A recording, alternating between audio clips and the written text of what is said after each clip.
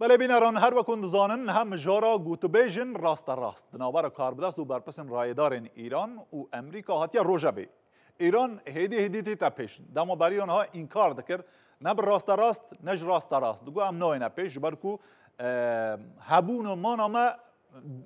گریدای بوان گوتبیجان سر مجاری ام راست میوانه که می زور بریز های بریز فرزین کرباسی کو چاودر و شروع وکاری سیاسی ال استودیوی دگل مایه که کت بخیر هاتی سر چایم. سلام ممنون. هر بچی. تاون آخفتنا و گوت بیجان چون نرخاندنا تجربه وی چیه کو او چه موایلی هات روژه بکو با اوی که راست به هفره با آخفتن. حتی ایسش انکاری کن. یعنی وزیری درو ایران دوین شوک گیشت عمان ل و توی مر همو داخوازی که من داو با سفیری و وزیری درو عمان و اما راسخو مذاکره نکن. بلا ما فقط بخوراکی داخلی خودی ایرانه چون ما زنین خودی استیو ویتکاف اعلامی کرد بود که اگر راسخو نبید ام مذاکره و ام دانستانه اما نین عمان و وادیاره که بلند راوه و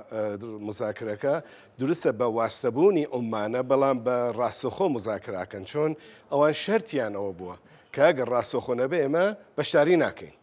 بۆیە من پێم وایە کۆماری ئیسلامی لە بینی دوو اختیارە ئەوەی کە بۆ خەڵک چی بڵێ و ئەوەی کە چۆن ئەمریکایەکان ڕازیکە هەلێکی دۆزیوەتەوە کە بتوانێت ئەمریکایەکانیش لەسەر مێزی مذاکرە لەسەر مێزی دانوستان نگابێرێت. زۆر باشە.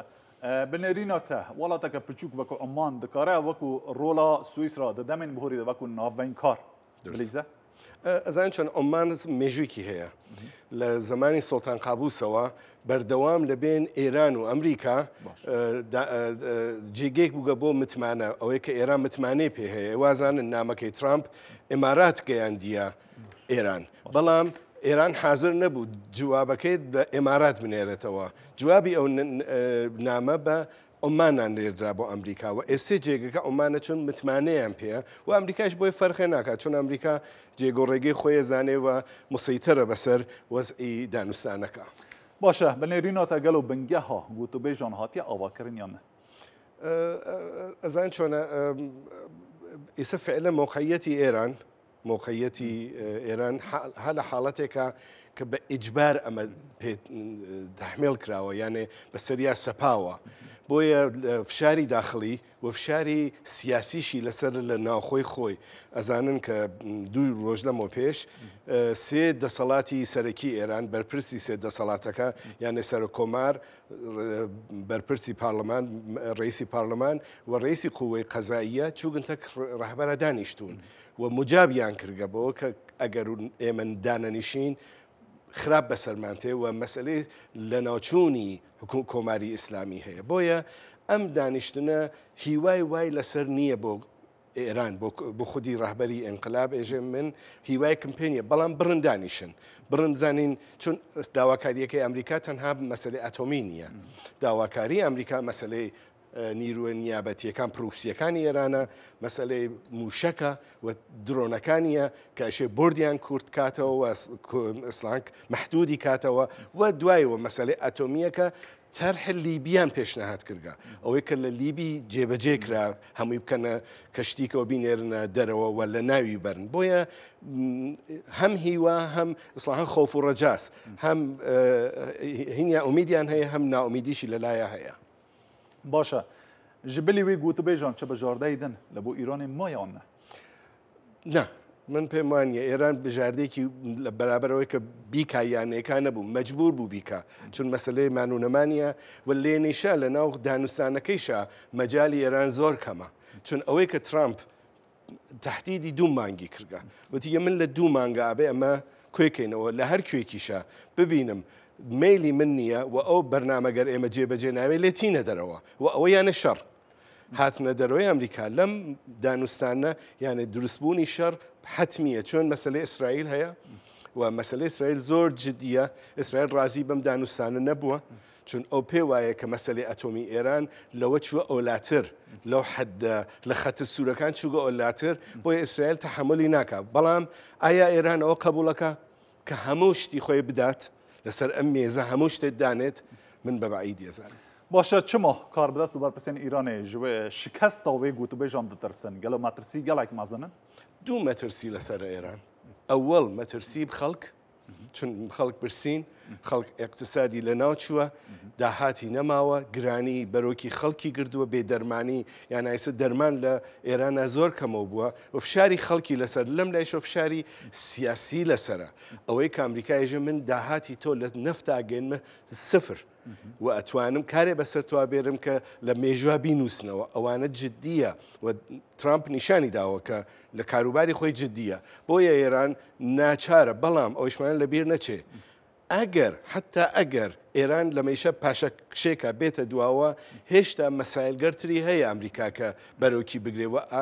ڕاهبەری ئێران ئەوە مەسئلەیە ئێژێ ئەگەرێ هەرچی بینە دواوە ئەو فرەتر هەنگاو هەڵەگەر ڕوو بەرەوە چتگرتر لێ بە داواکەن ئەوەیە مەسئلەکان باشه ئەگەر هاتوو ئەو شکست دانوستاندن گەهشتە شکستی ئەنجامی چ نەبوون دەرگەه ji بۆ شەڕێکە نافخۆ لە ئیرانی تێتە بەکردن ئەم کێشەکە ئیسە ئێران تووشی بووە لە ناوخوا یعنی خەڵک بێ ئەندازن لێ ناڕازیە و خەڵک برسیە و برسیەتی تووشی خەڵک بووە ئەمە توانێت دەرگای نائەمنی یعنی ئەمنیەت لە ئێران نەمێنێ بە حکمی ئەوەی کە ئەم جارە مەسەلەی سیاسی بەکنار ئەسم داخوازیە سیاسیەکانی خەڵک بنینە لاوە داخوازی نان و ئاوە ئەم جارە دەرمانە ئەم جارە خەڵک هەر ئایسە ئامارەکان ئاماری خودی کۆماری ئیسلامی ئێژێ لە هەشتای خەڵک لە جینی مامناوەند هاتنە خوارەوە و ئێژن حدود 12 میلیۆن نەفەر لە ئێرانە تووشی برسیەتین ئەمانە بۆ کۆمەلگای ئێرانی نامۆوە ئێران ئاواژ نەژیاوە لە تو ساڵانی ڕابردوو بە هەموو مەسایلگەرێکە بوو ئەمەیە نەبوو بەڵام ئێستا تووشی ئەمە بووە و شکست لەم دانوستانە توانێت دۆلار گرانتر بکات نائەمنی اقتصادی فراتر بکات و نائەمنی اقتصادی دروست بێ ئۆتۆماتیک نائەمنی سیاسی و بۆ خەڵکیش دروستێ لەناو کۆمەلگا باشه ئەگەر هاتوو چ چەکێکە سیاسی یان دەدەستی ئیرانێدا مایەک و بکارە ئەگەر ئەگوتە بێش سەر نەگرتن لە دژی ئەمریکا و هەواڵبەندی نوێ بکاربینی من پێم وایە ئێران کۆماری ئیسلامی ئەتوانێت بە جغرافیای سیاسی خۆی چەکێ بەکاربێرێ وەک خۆی وەک جغرافیای سیاسی ئێران چون ئێران لە نقطەیەکە لە جیهان قراری گرگە کە ئەتوانێت هەر بوونی خۆی ئەتوانێت تەسیری بێ لەسەر جەهان مەسەڵەن تۆ تەنگەی هۆرموزت هەیە کە لێنا 28 تا 30% نەفت لێنەوە ئەڕوات ئەتوانێت نائەمنی بۆ وڵاتە عەرەبیەکان دروستکات بۆ ئەو سەرمایەکە لە ئێمارات و لە وڵاتانی باشووری ئێرانەوە هەیە بەڵام ئێران چەکی پرۆکسی پێ نەماوە یانێ وەک هەشتۆ شعبی وەک نازانم یەمەن ئەوانە هەمووی لە دەستی سنراوەتەوە بەڵام ئێران هێشتا هەر ئەتوانێت نائەمنیگەرێکی بۆ وڵاتانی هاوپەیمانی ئەمریکا و خودی ئەمریکایش تا حدودێ دروست بکات باشه ji ber ku tu nêzik ve rewşê dişopînî eger heye wekû salên berê ku 8 sal şerê İran û Iraqê hebû xelk civaka İranê komelgeha İranê gelo amade ye pişta dewleta xwe bernede من پێم وانە ئەم هەڵبژاردننی پێشوو سەر کۆماری ئێران نیشانیدا لە جاری ئەوەڵا بۆ 25% خەڵک بەشداری کرد بەشداری هەڵبژاردننی کرد و کۆمەلگای ئێرانی ئێستا پشتی کردگە لە کۆماری ئیسلامی بە حکمی ئەو سیاستگەرە کە تایسە بووگیانە بلەخەرە خۆیان بە باشی زانن بەڵام بۆ خەڵک باش نەبووە ڕقمێکە 700 میلیارد دلار پارە بۆ ناوچەکی ناوەکی و بۆ مەسلەی ئەتۆم سرف کراوە و خەڵک لە دەمی خەڵک گیراوەتەوە و خەڵک ئێستا حازر نیە دووبارە ئەم سیاسەتە تکرار و کاتەوە بەدڵنیاییەوە بیزانەوە ئامارە و بەحسی یانێ وتەی شخصێک نییە خەڵکی ئێران پشتیان کردگە لە کۆماری ئیسلامی بەم سیاسەتگەریەوە ئێستش ئەگەر هەڵناسن لە ئەمنیەتی خۆیان نەترسن ئەو بیزان سایکۆلۆژی مردمی ئێران وایە حازر نییە ئەمنیەتی ژن و مناڵی خۆی خاتە خەتەرەوە بۆ کە گەرەکی بێ کارێ بکا کە نازانێ دوایەوە چی ڕوەدات ئەوەیە مەسەلەکە باشه ئەگەر گوتو بێش سەر نەگرتن ئەو گوتو بێش یعنی ڕێگەرن ji wêyekê ku êdî ئەمریکا êrişî ئیرانê neke هێرش بکایان نەکات مەبەست ئەلێم ئەو من بەس زاراوە سۆرمانجی ئەڵێم ئەڵێم ئەم گوتو بێژەکان ئەم دانوستانەکان ڕێگرە لەوەی کە هێرشی زمینی لەسەر ئێران نەکرێت بەڵێ ئەم دانوستانە ڕێگەیەکە کە نەهێڵێت هێرشکەنە سەر ئێران بەڵام من ئەرزم کرد ئەوە زەمانەت نییە بۆ بەخاتەوە ئەمریکا دێت تایمێکی دانیار ناتوانێت تا بێنەهایەت بێت دوو مانگە لەم دوو مانگە گەیشتن بە نەتیجە و دەرگای کرایەوە ئەدامەی ئەبێ بەڵام ئەگەر ئێران هەر سوور بێ لەسەر سیاسەتی پێشووی خۆی من پێم وایە گومان مەکەن کە هەم ئیسرائیل و هەم ئەمریکا لە ئەو بەشگەر نظامی و ئەسکەری ئێرانە ئەدەن باشە ئەو ئۆپۆزیسیۆنە ئیرانی یانێ دەربای وڵات بەڵێ دەشێن دەکارن ئاستەنگێک ji بۆی wê گوتوبێژان چێ بکەن نا ئوسوڵەن ئۆپۆزیسیۆنی ئێرانی کۆماری ئیسلامی لە هەر چێکا سەرکەوتوو نەبوو بێت لە یەکشدا سەرکەوتوو بوو ئەویش لە ناوبردن یا تەزعیفی ئۆپۆزیسیۆنی خۆی بوو چ بە ئێرانیەوە چ بە لایەنەکانی تریەوە توانین ئەو ئیسلاح مرکزیەتە لە ئۆپۆزیسیۆنی خۆی بسێنێتەوە هەن بەڵام هانە دوای خەڵکەوەی ئێستا خەڵک لە ناوخۆی ئێرانە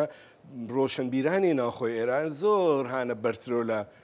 ئۆپۆزیسیۆنی دەرەوە چۆن لە ناوە خەڵک دەستی یابان ئاگرەکەەوە خۆی مستەقیمەن خەریکە شۆڕشی خۆیە کات و کاری خۆیەکە پێم وانە ئۆپۆزیسیۆنتانە تاسیرێکی ئاوا لەسەر ئەو دانوستان و سیاستگەرە باش ئەمێ بێنە سەر مژارە ڕۆژڵاتە کوردستانی شریتێکە دوور و درێژ دەگەل تورکی هەیە لە ئەرمەنستان تورکیە حتا عێراقی هەیە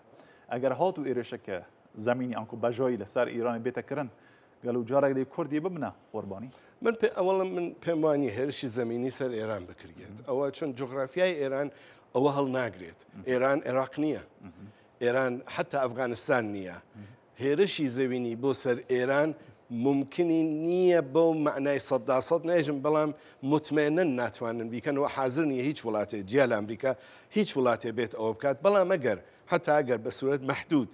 یانێ دیاریکرا و چتگەرێکیش هەبێت ئۆپۆزیسیۆنی کورد تا ئێستا شتێک ئاوا نییە کە نیشان بدات کە گەرەکی بێ هاوکاری لایەنێک یا جەهەتێ بکە بۆ جۆرە من خەبەریشم بێ کەس نەچووگە سۆراگانە بێژێ بێت وەکەو ساڵەیە کە بۆ عێراق ڕوویدا کە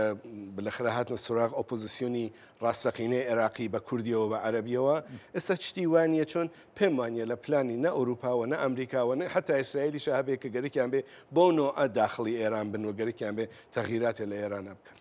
gelek dibêjin opozîsyona Îranî yanî derway welat hindî desthilata Îranê di jihatiya Kurdan dike. Gelo eger heye Kurd yanî şaşitiyekê bikin pişta opozîsyonê bigirin? ئۆپۆزیسیۆنی بەڕای من ئۆپۆزیسیۆنی ئێرانی تەک خودی کۆماری ئیسلامیە بۆ کورد یەکێکن یعنی تێڕوانینیان ڕوانینیان بەنسبەت کوردەوە وایە کە کورد هەمیشە بە خەتەرە بینن کورد بە خودی خۆیان نابینن و ئۆسوڵەن بە حکمی ڕێکخراوەبوونی کۆمەلگای کوردی لە ڕۆژهەڵاتە ئەوان هەمیشە ترسێکیان لە کورد هەست و پیان وایە کە کورد لە ئایندا توانێت کێشەیان بۆ ساسکە یا بە نوعێک ئەو سربەخۆخوازی یا بە نوعێک گەیشتن بە مافی خۆی بە خەتەر بۆ کوردی ئێرانەزان چۆن مەسلەی ئێران جیاوازیکی هەیە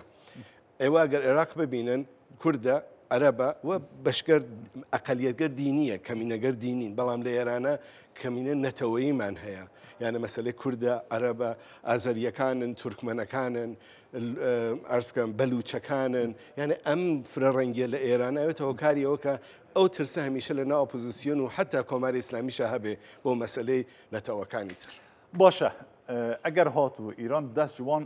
کۆمên hevalbendên xwe li Iraq, Sûriye, Yemenê, Lubnanê û welatên dinyên ku şîane berde ev wateya wêkê nayê ku per û baskên Îranê lê tê de vekirin تایسە کردیگیانە ئەمەڵان ئێستا لۆبنان حزب الله لۆبنان هێکەلێکی بوچکی ماوە هێکەلێکی زەعیف و نەحیف لە حەماسەوە دیتان چی بەسەر هات لە عێراقەوەها خەریکن هێزەکان خۆیان کۆکەنەوە بە ناچاریش خەریکن ئەوواکەن چۆن ئەگەر نێکن حتمما تووشی مشکل ئەبن لە یەمەن مەسئلەی یەمەن زۆر زۆر گرنگترە لە ئەوانی تر ئێستا لە حاڵ حاضر و حتمما تێکیا بەرخوردێکی تونترەکەن ئەمە بۆ معنایە کە لەباری وەک پرۆکسی تر ناتوانانی وە حەساوکەی بۆیان بۆ ئێران بەڵام وەک ڕیشە وەک ئەوەی کە پەیوەندی دینی و ئاینیان بەیەکەوە هەیە کەمێ قورسە ئەگەر کۆماری ئیسلامی بمێنێ و ئەگەر ئەو سیاسەتگەریە تعدیل بکە هەر بازم لە ژێرە و ڕیشێکیان بەیەکەوە هەست گرێدراوە هەیە بەخاتر مەسایل گەر ئاینی و ئیسلاحان ئەو کۆمەگەرە کە وەختی خۆی ئێران کردیگە یەمەن حوسیەکان هیچ نەبوون بەڵام کۆماری ئیسلامی کردیانی بە شتێکە ئیسا ئەتوانن هەڕەشە بن لەسەر جیهان و بۆیە من پێم وایە بۆ کۆتامودەت بۆ مەقتەیەکی زەمانی ئەتوانێت ئەمە ئەم دابڕانە هەبێ بەڵام لە نەهایەتە ئەگەر کۆماری ئیسلامی بمێنێت